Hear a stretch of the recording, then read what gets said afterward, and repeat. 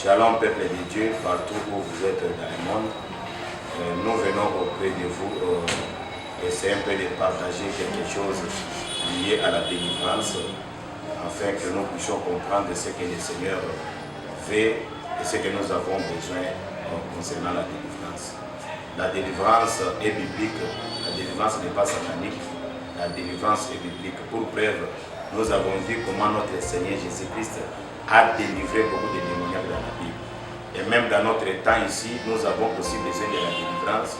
Même ceux qui sont déjà dans le Seigneur, même dans l'Église, ils ont besoin de la délivrance. Pour quelle cause?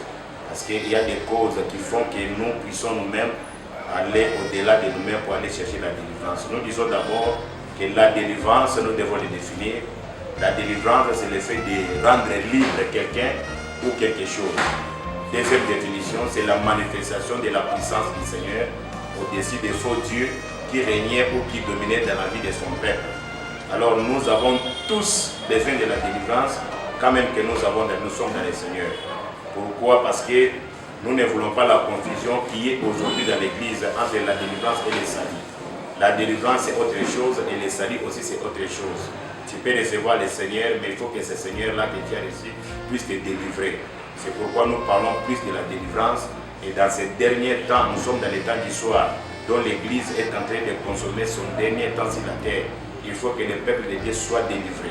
Parce que si vous n'êtes pas délivré, quel que soit ce que vous êtes dans l'Église, vous risquez de rater l'enfer.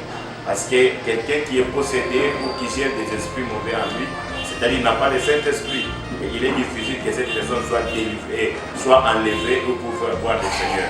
Donc nous avons plus besoin de la délivrance. La délivrance est tellement importante dans notre vie, à tel point que quand il y a la crise de la délivrance, il y a beaucoup de choses qui nous bloquent, qui nous lient et qui compliquent beaucoup de choses. Pourquoi nous avons besoin de la délivrance? Parce que nous sommes tous les ressortissants des origines qui étaient mauvaises. Nous sortons de nos parents et nous ne savons pas quel était leur Dieu, quel Dieu qu'ils ont servi, quelles alliances qu'ils avaient.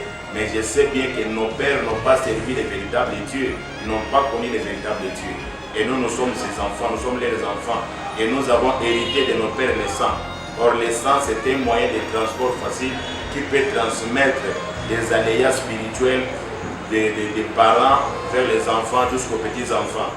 Alors, quand le sang n'est pas traité, même si tu es dans l'église, tu constateras qu'il y aura beaucoup de choses qui vont te compliquer malgré que tu pries parce que ton sang n'a pas été traité ni délivré.